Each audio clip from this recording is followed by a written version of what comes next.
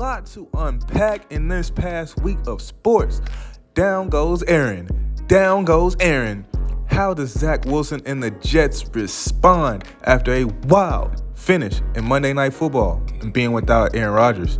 Meanwhile, will Travis Kelce please stand up? Chris Jones got pizzade, but with Kelce's injury still lingering over the team, what's next for the Chiefs as they try to shake off their 0-1 start? Then, how about them Cowboys?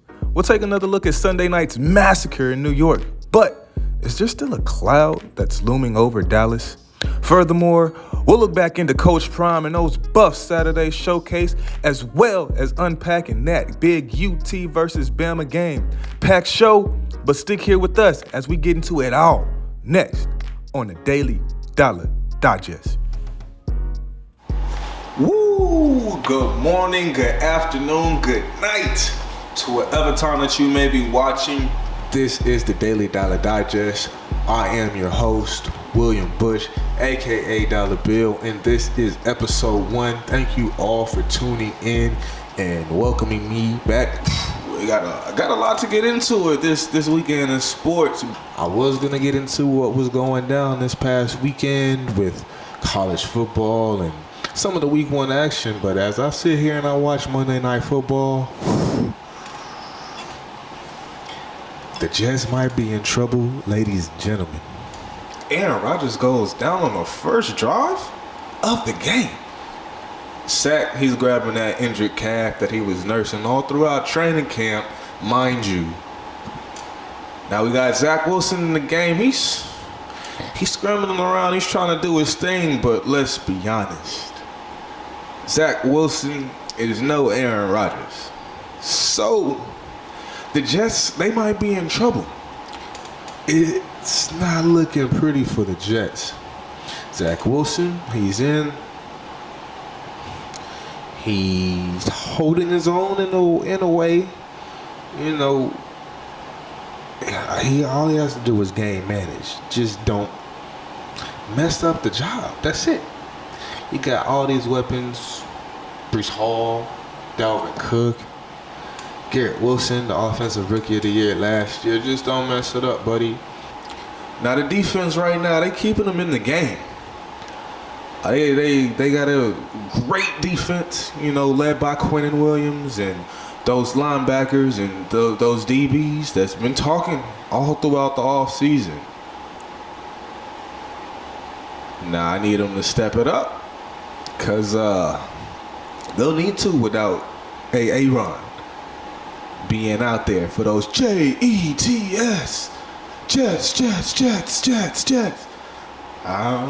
Because those fans right now, if you're watching Monday Night Football, they're looking a little concerned out there in that crowd. Speaking of cause for concern, Patrick Mahomes and the Chiefs, they go down. They went down swinging, but they went down 21-20, no Travis Kelce. Now, Chris Jones, he did just sign a 1-year contract with the Chiefs today. Definitely, he's going to be a great use to. That may put a little bit of ease at mind for that defense, at least, that was getting tore up by the Detroit Lions, mind you.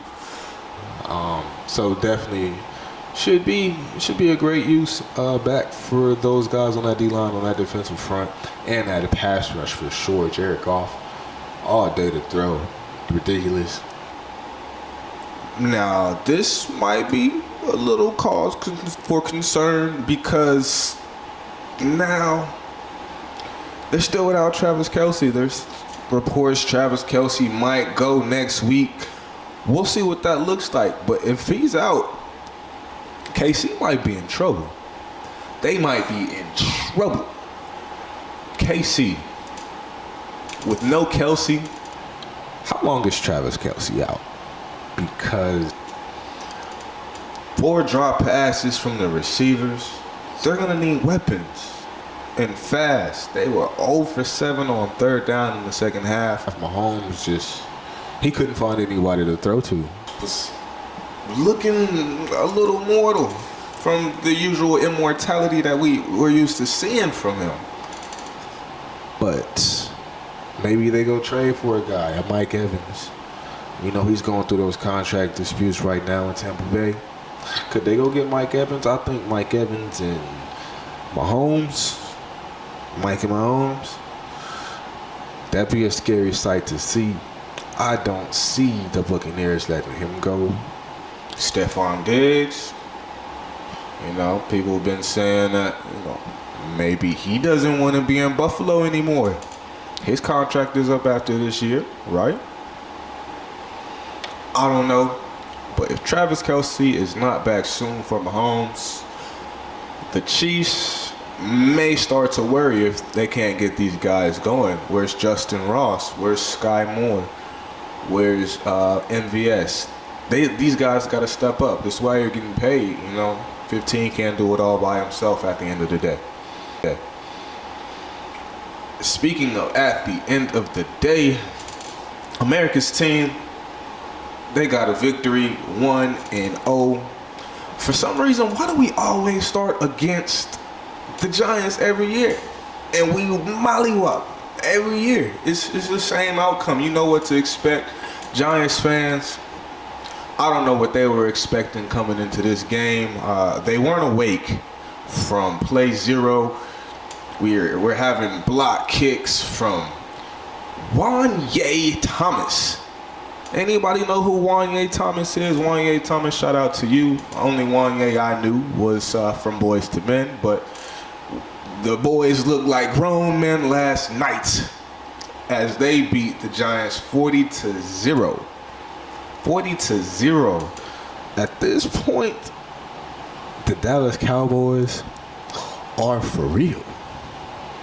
Y'all might want to be worried about them because they definitely put the league on notice yesterday. From block kicks, getting picks, sacking the quarterback 7 times. I fell for Daniel Jones last night. Wow, Daniel Jones couldn't get a breath off from the word go. And that's definitely how the Cowboys need to come. Dak, on the other hand, definitely left a lot to be worried about. You know, Dak didn't honestly look that good, in my opinion. 55% passing, which is, you know, you got to do better when you're one of the highest paid quarterbacks in the league. 55% passing from Dak Prescott. Just not impressed with those numbers. I need better than 55%.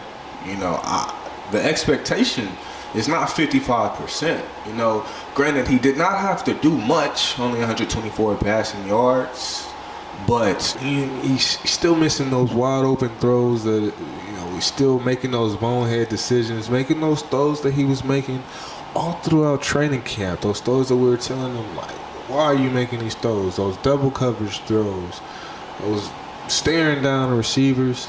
Some of those throws that he misses were still some of those throws that he was missing last season. And, you know, he's got to clean that up if the Cowboys are really and honestly going to get to where the Cowboys' expectations are. That's Super Bowls. That's NFC championships. That's something that we haven't seen in the past 27 years. Cowboys and Cowboys fans alike have been getting teased about it. The haters, they love to let us know and repeat over and over and over again. Like, you know, their franchises have 5 Super Bowls. But I regress from the point that maybe the Cowboys might be doomed with that. His top 10 maybe by default. But in all honesty, I could name a lot of quarterbacks that I would take over Dak Prescott, and he's still missing those intermediate throws, those making those kind of throws. He had a throw that he threw in the double coverage yesterday, and it's kind of one of those throws that he was doing the whole entire offseason, during OTAs, during mini camps, during training camp. Dak forcing passes. in the double coverage. Dak staring down receivers. I need you to do better, Dak. I do. On the other hand, speaking of do or dur that may be Shorter, Sanders is the man. He's the man. That's point blank, period. He might be him. He is him.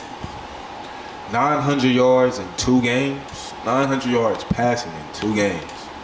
Another 393 this past weekend as Colorado and Coach Prime dominate in their home debut. The score was a lot closer than it looked. But they look good. A little shaky in the first half. Like Coach Prime said, they definitely got to get bigger up front. Those big guys up front, those offensive linemen, those defensive linemen, might become a problem in the future when they get those real tests. We'll see how they look come Oregon, come USC. Oregon in 2 weeks, USC in 3. They should be undefeated come that Oregon game. They got Colorado State this upcoming Saturday. Colorado State. Come on now. But they look good in the second half of that game against Nebraska on this past Saturday. But they definitely got a lot of things they have to clean up in order to really be, mentioned with those dogs, those top dogs. But they're definitely ahead of schedule. Prime's got them looking good. Prime's got them looking great. He's got 2 alpha dogs on offense and defense with Shadur and Travis Hunter filling those guys in between with the wide receivers, and those linebackers are looking pretty good as well. But yeah, they definitely got to get some big boys up front to really be able to compete with those top dogs. And speaking of top dogs, Texas takes down the top dog, Alabama, or what used to be one of the top powerhouses, in the country. In Alabama, number 3 at the time of their defeat to Texas. We looked real dominant, scored 21 points in that fourth quarter. Our defense looked really, really good. Alabama looked very, very, very vulnerable. It didn't look like the Alabama that we had been used to or kind of spoiled to these past 10 years or so. The good quarterbacks are going. Jalen Milroe, great young man. I'm pretty sure he is. Might even be a great quarterback in the future. As of right now, Jalen Milroe is not it. Jalen Milroe is what they thought Lamar Jackson was. He did have a really, really good, solid pass that he threw in the corner of the end zone through a nice long touchdown pass. But this is why Nick Saban said he's ready to get back to the old Bama, the running ways. And I see why. Because they can't count on those Bryce Youngs, the Tuas, the Mac Joneses, the Jalen Hurts of the world. They don't have that right now. And it might be a minute before they get that again. Because with the win at Bama,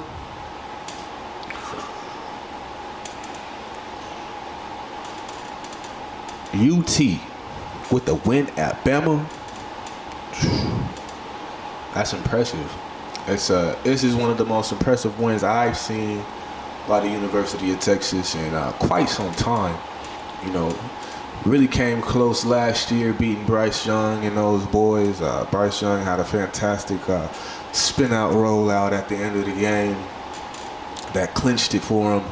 They were able to kick that game-winning field goal, but no need for game-winning field goals this time as Texas decisively handled the job. Quinn Ewers, he had a couple nice throws. The moment was almost seeming a little bit too big for him in that first half, and even moments in the third quarter, seemed to get a little deer in the headlights. But overall, Quinn pulled through. He had a lot of great throws that he was able to make some things happen and turn some things around for Texas. Look good.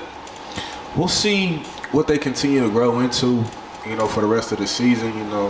That Red River rivalry is always a good one with us and OU. So, come OU time frame, if we're still undefeated by then, I like our chances to go college playoffs.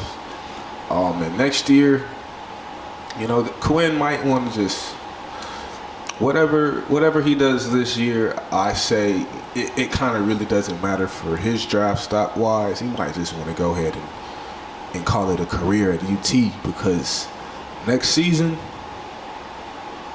it's for real with Arch Manning. It gets real at the University of Texas, because he is the deal. And if you know Texas football, if you know football at all, you would know this kid is the deal. The son of Cooper Manning, who is the brother of who is the brother of Eli, and the brother of Peyton Manning, the son of Archie Manning, the former Saints quarterback, long time ago, Pro Football Hall of Famer.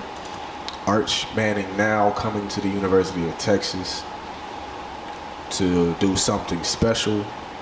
He's not even accepting any NIL deals. He's on campus now as we speak at the University of Texas. He said he won't accept any NIL deals until he starts. I mean, hey, the kid comes from money anyways. What more could he possibly want?